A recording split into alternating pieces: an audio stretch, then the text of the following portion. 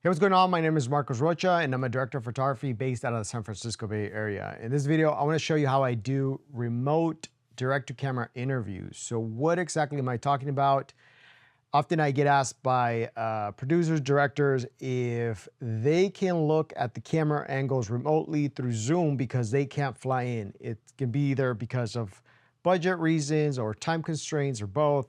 And so they can't fly into the Bay Area. So they asked me if I can uh, essentially show them the camera angles so they can provide direction as to how they want the interview to look, the background, the subject, the lighting, but also conduct the interview. And so this is where I need to have the ability to bring in the cameras to Zoom. And as you see here, this is at A cam. And I could also switch to B cam, and they can provide me direction, and they can look at the subject. In this case, is that mannequin head over there. And so they can hear each other, talk to each other. But also the subject can look directly at the lens. And what I do is I use a teleprompter. This is the iPad Pro, iPad Prompter Pro or something like that. I have links in the description to all this equipment, by the way.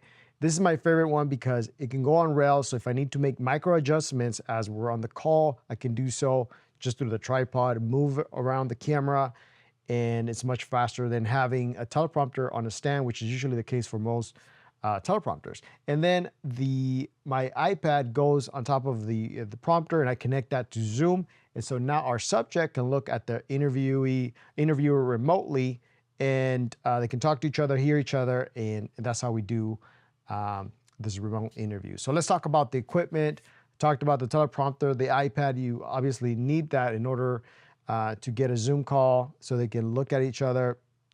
And then what you need is obviously two cameras. I have here the red V-Raptor and the Komodo, which have SDI outputs, which I bring in to this Decimator Demon Quad splitter. So it accepts 4 SDI inputs, so I could do 4 cameras if I needed to. And then it converts the signal to HDMI. And then this runs to this. This is a capture card, Magwell capture card. And then from here, I can connect it to my laptop.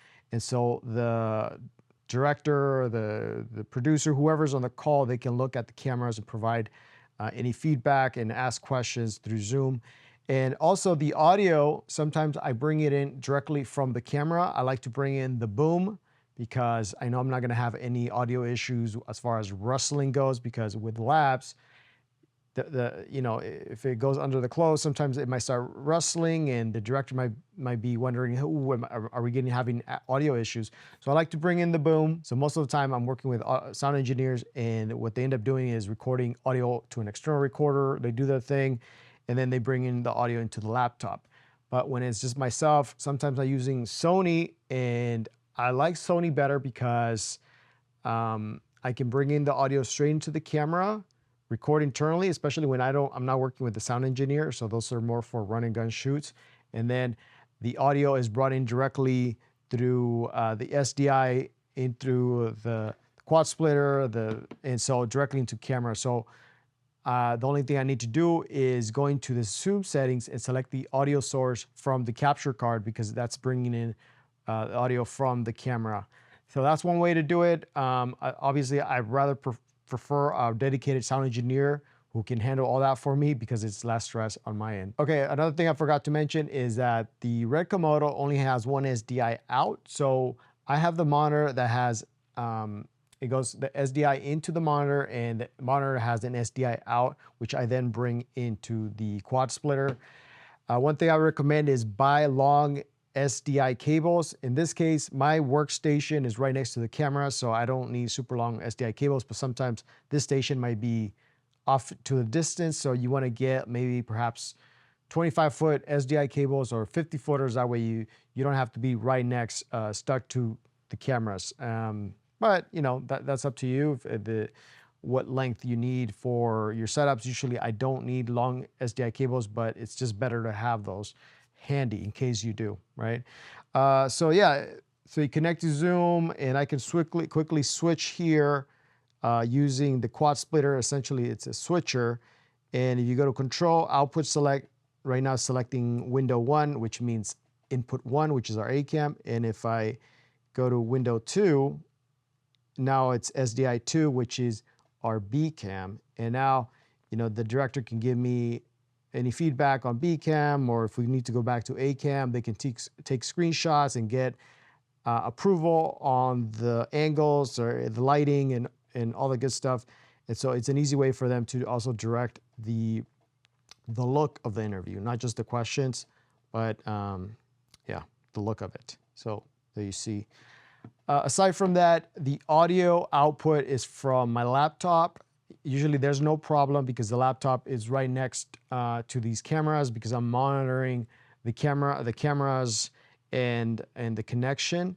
And so the output from the laptop itself is plenty loud that the subject can hear it. But if you need to, perhaps talk to your sound engineer to get a speaker so they can, if they're hard of hearing, perhaps you might need a speaker. But I've never had an issue with that.